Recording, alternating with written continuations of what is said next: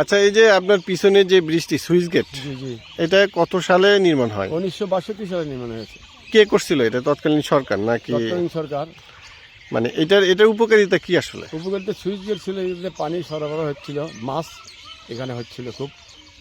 এখান থেকেই এই পানিটা নিষ্কাশন না হলে আমাদের সামনে কোনো আবাদ হতো না। এই জন্য বৃষ্টি আমাদের হয়েছিল, সুইচ গেট করে ধানের আবাদ করছিলাম।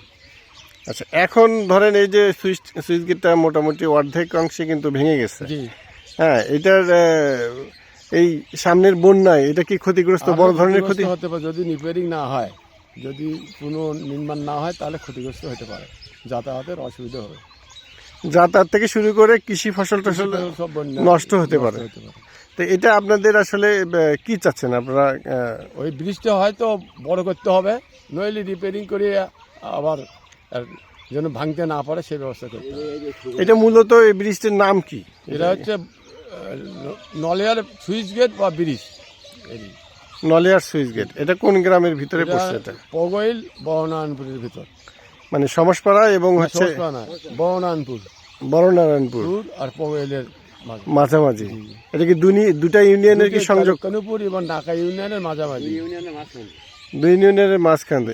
এটা দিয়ে তো মোটামুটি কতগুলো গ্রামের চাষাবাদের জন্য মানে ক্ষতিগ্রস্ত? পলাশবাড়ির থেকে আবার ঢোলভাঙ্গা থেকে আসছেন এই পানিটা।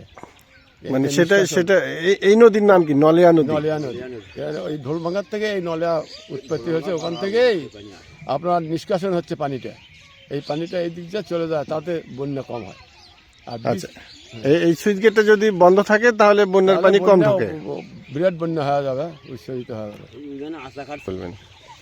আচ্ছা, এই যে উজান এই ব্রিজটা যদি মানে না থাকে তাহলে আপনাদের কি কি ক্ষতি হতে পারে? ফসল খেতে ক্ষতি হয়েছে, শোক সামনে শোক খানিরই ক্ষতি শোক খেতে মানে এই পাশে যতগুলো ফসলি জমি আছে সবগুলো ক্ষতি হয়েছে, ক্ষতিগ্রস্ত হবে। তা আপনার এটা কি গুরুত্বপূর্ণ কিনা আপনার এই ব্রিজটা? নলিয়া ব্রিজ গুরুত্বপূর্ণ খুব। আচ্ছা, আসসালামু আলাইকুম। আপনারা শুনছিলেন যে নলিয়া ব্রিজের উপরে যে একটি সুইচ গেট 1962 সালে নির্মাণ করা হয়েছিল, সেই সুইচ গেটের পাটাতন কিন্তু ধ্বংস। আপনারা দেখছেন যে এটা কিন্তু একেবারেই ভেঙে গেছে। আমি একটু আপনাদেরকে দেখানোর চেষ্টা করছি যে এটা কতটাই ক্ষতিগ্রস্ত। এটা যদি না থাকে, আমি স্থানীয় লোকজনের সাথে কিন্তু কথা বললাম, তারা কিন্তু জানালো যে এই সুইচ গেটটা যদি ক্ষতিগ্রস্ত হয় তাহলে অত্র এলাকার অনেক ফসলি জমি থেকে শুরু করে বাড়িঘর সবই কিন্তু বন্যায় প্লাবিত হবে খুব কম সময়ের ভিতরে। এই 1962 সালে তৎকালীন সময়ে কিন্তু এটা নির্মাণ করেছে। এটা মেয়াদ কিন্তু মনে হয় সম্ভবত মেয়াদ উত্তীর্ণ এই ব্রিজটি খুবই গুরুত্বপূর্ণ, এলাকাবাসী বলছিল। আপনারা দেখছেন যে এখানে ফসলি জমি এই পাশে অনেক আছে, এগুলো কিন্তু কোনো ক্ষতিগ্রস্ত হয়নি। যদি ব্রিজটি যদি পুনর্নির্মাণ বা সংস্কার না করা হয় তাহলে কিন্তু এটার দ্বারা এলাকাবাসীর প্রচুর ক্ষতি হবে। তাই সংশ্লিষ্ট কর্তৃপক্ষের আসলে এই ব্রিজটি সংস্কার করার জন্য বিশেষভাবে অনুরোধ করছি, এবং এটির দ্রুত যেন সময়ের মধ্যে যেন ব্যবস্থা গ্রহণ করা হয়। আমি একটু ব্রিজটি আরও একটু ভালোভাবে একটু দেখানোর চেষ্টা করি আপনাদেরকে যে কীরকম আসলে পরিস্থিতির মধ্যে এই ব্রিজটি আছে এখন।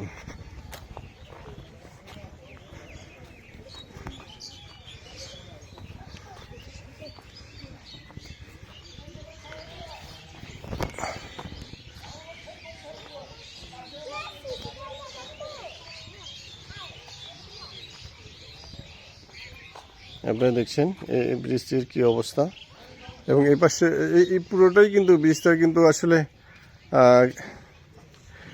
মেয়াদ উত্তীর্ণ ব্রিজ, কোনোভাবেই কিন্তু দাঁড়িয়ে আছে।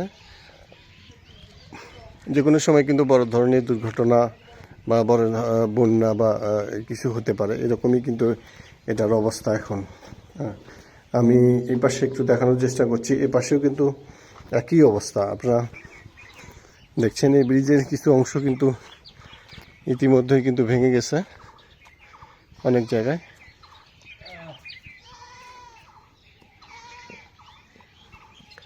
কর্তৃপক্ষের দৃষ্টি আকর্ষণ করছি দ্রুততম সময়ের ভিতরে এই ব্রিজটি যেন সংস্কার করা হয়।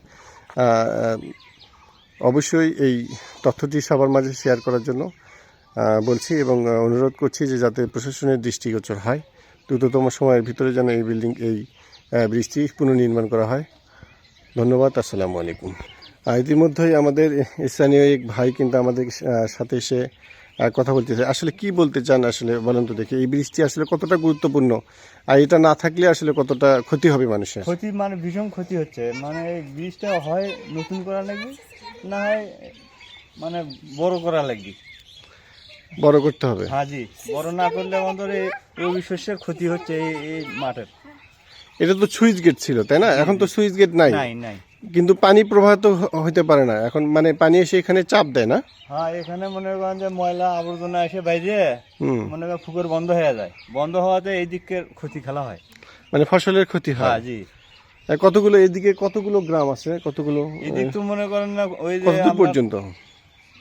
না হলেও ওই কানুপুর পর্যন্ত এইদিক মনে করেন তো 15-20টা গ্রাম আছে।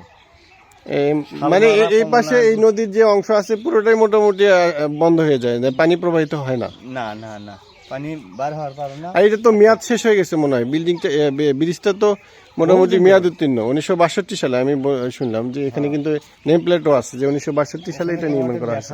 আপনি দেখছেন? হ্যাঁ।